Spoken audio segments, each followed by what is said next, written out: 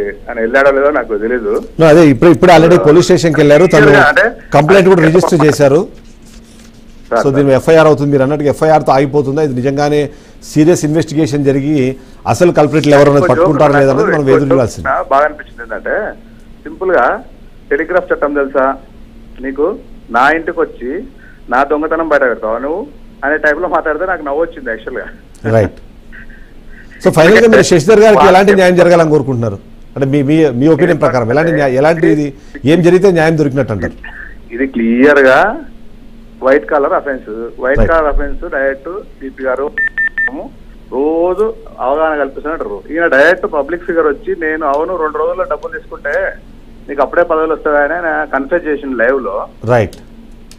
ఆయన ఉద్దేశం ప్రకారం 2 నెలల్లో 3 నెలల్లో మోసపోయిన 2-3 నెలల తర్వాత వచ్చి మాట్లాడితే అప్పుడు ఆయనకి హక్కు వస్తుంది.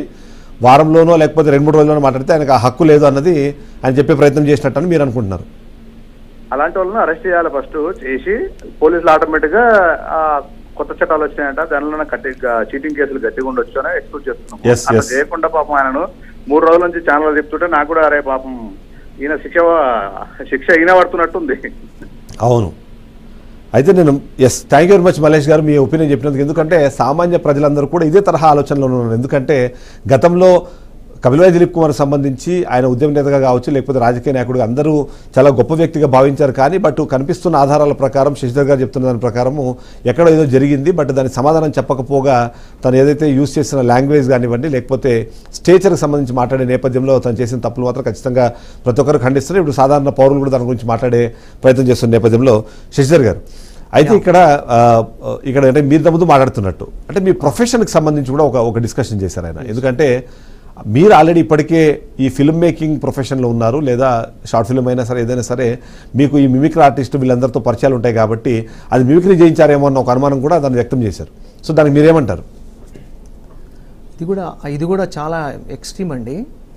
షార్ట్ ఫిల్మ్స్ కానీ ఎవి తీసినా కూడా మిమిక్రీ అనేది ఎవరైనా చేయొచ్చు, షార్ట్ ఫిల్మ్సే చేయాల్సిన అవసరం లేదు వాళ్ళకు.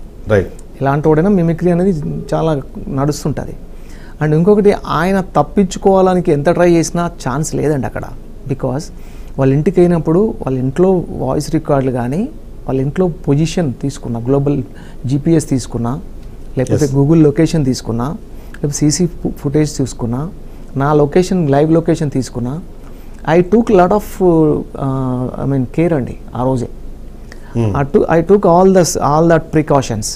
ఆయనకు తెలియదు ఆ విషయం. రైట్. తెలిసి ఉంటే ఇది కూడా మాట్లాడు మిమిక్రీలు ఇవన్నీ పాత స్టైల్లో ఉంటాయి నేను ఇంకా మీకు తెలియదు. I took even video also. అది మీకు ఇంకా రివీల్ చేయలే నేను. సో మీరు అంటే వీడియో మీ దగ్గర ఉంది? ఎస్. ఇదంతా ఏంటంటే నేనేదో కావాలని చేయడం కాదు సార్. సో ఇక్కడ ఒక అనుమానం వస్తుంది. ఎందుకంటే ఒక ఆరోపణ చేశాడు.